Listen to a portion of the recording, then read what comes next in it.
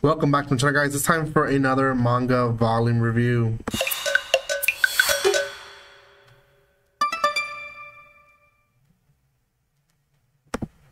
Welcome once again. This is going to be on volume 2 of My Instant Death Ability is So Overpowered. No one in this world stands a chance against me. Here it is. This is volume 2.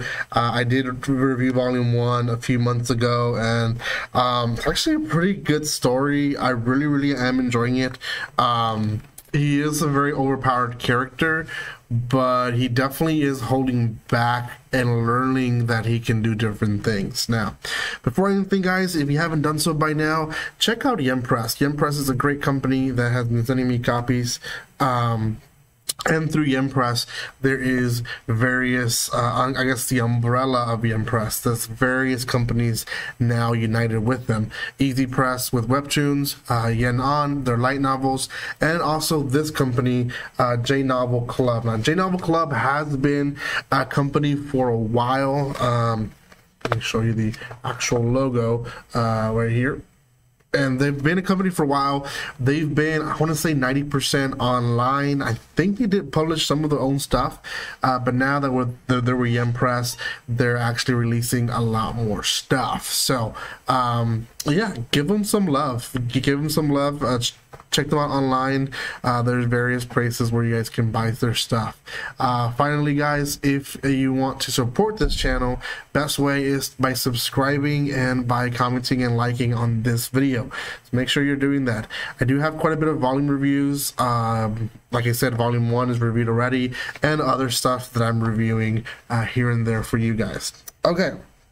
So we have two main characters in this story. They do come out here in the cover. The guy is Yokiri and the girl is Tomochika. Now, Tomochika does have a spirit being named Mokomoko, and she is basically a old family ancestor who is guiding her. I don't see her much in the volume. The times we do is more comedy relief. There is one time that she actually helps, but she's not really a main character. Really, it's them two. Now they're going against this big robot, and they are able to basically what's it called? They're able to basically go past it. Like, they thought they were gonna fight it, and they ended up not fighting it. So they do end up finally in the city, and within the city, they learn different things. You have well, we learn about Lady Lane, who is doing her own thing as a vampire. She's healing people the weird, odd way. We're not gonna get too much into that. We do see him confront some thugs, and essentially some of that thugs that he's confronting, he learns that he's able to kill parts of people and not have to basically kill them completely. So he does end up, like, I think one he kills his eyesight, and one he kills like a leg or something like that. So that's really where it is. Then they continue moving into the city, and they reach this guy, who is kind of like the main villain of this volume. He is...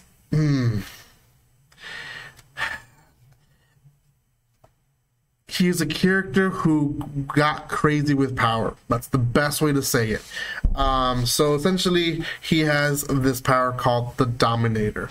And essentially, when he defeats someone, they become his slave. And he is then can use these slaves to earn XP points for himself, as well as treasures, and so on and so forth. So after defeating a few lower level bosses and stuff like that, he starts using them to basically gain more power very rapidly, where he places himself at a very much high level. Now, scummy thing about this dude is that his underlings that he has under him is basically, I don't want to say his slaves, but they're basically much slaves.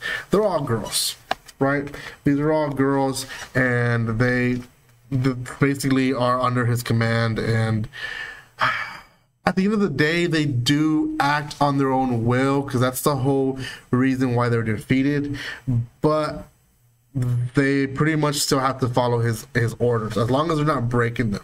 We do get his background story, which is him meeting this guy Otori right here. He is able, through his power consultant, he's able to tell him basically how to use and gain more power with the power that he has, and again, he uses it for the bad. Like, he claims that he is just trying to become the greatest of them, but he really is abusing the people below him, and he's acting like he's a jerk and all that, and it's not a nice look for him. So he offers our female protagonist and Miss Tomochika to be his lover, and she says no. And from there, Tomochika and our protagonist, they go into a room. Now, they quickly end up being chased by one of this guy's slaves, and that is one of these blonde girl. They end up killing her because she is using stealth magic, and they really don't know who it is. All they know is that there's intention to kill. The guy doesn't like it. He sends, I think, 3 girls to kill him, and it's a pretty good few scenes. I'm not gonna go through every scene, but essentially our protagonists fight these girls and left and right. Now, the guy tries to make a connection to our main dude, and he uses his power and is able to kill him from a long distance. And again, once he wishes someone to be dead, they're killed. So that's the conclusion of this guy. A few things I like and dislike about this volume. One, actually, there's not a lot of things I dislike about the volume. There was quite a bit of stuff in the beginning that just seems like it was not necessary for the volume itself. It did build up the story a little bit more, but the main meaty part was the last 3/4 of the actual volume. And secondly, things that I actually like about this one is that we're seeing how overpowered, but also how uniquely he can use his power.